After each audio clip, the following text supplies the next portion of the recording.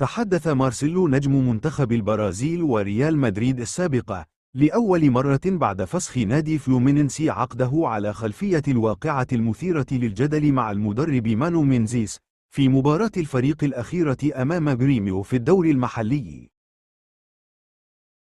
وتعرض مارسيلو لموقف محرج في مباراة تعادل فيها فريقه 2-2 مع جريميو تسبب في فسخ عقد اللاعب مع ناديه، وذلك في الدقيقة 89 من المباراة عندما كان الظهير الأيسر يستعد للدخول بديلا، فاقترب منه مدربه مانو مينيزيس ووضع يده على كتفيه في البداية بطريقة هادئة ودخل معه في محادثة.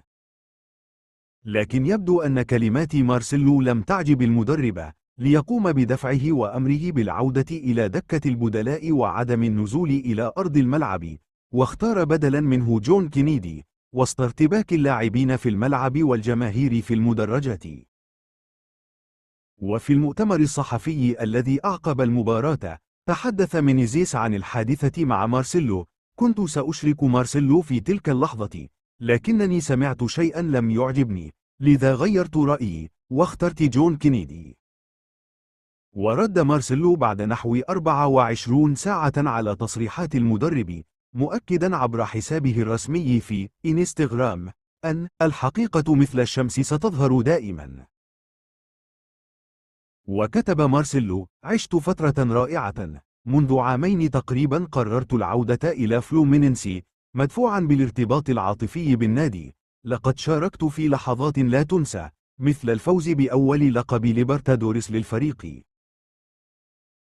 وأضاف: سيخلد اسمي في ملعب مارسيلو فييرا، وهو المكان الذي يتدرب فيه شبابنا كل يوم، وأريد أن أشكر زوجتي وأولادي على تواجدهم بجانبي دائما وعلى كل التضحيات التي قدموها من أجلي، كما أشكر كل من جعل هذه اللحظة فريدة من نوعها، الموظفون والزملاء لدعمهم.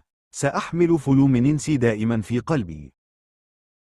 واختتم اللاعب البالغ من العمر 36 عاما: الحقيقة مثل الشمس ستظهر دائما، وهو تعليق اعتبرته وسائل الإعلام البرازيلية ردا غير مباشر على فسخ عقده وتصريحات المدرب مانو مينزيس ضده.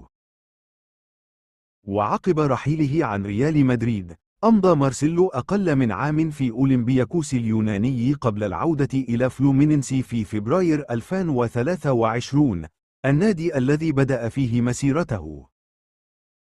كما عانى مارسيلو في الآونة الأخيرة مع فلومينينسي بسبب عدم مشاركته بانتظام مع الفريق، وتراجع دوره في الفترة الأخيرة، خصوصا عقب تولي مينزيس مسؤولية تدريبه.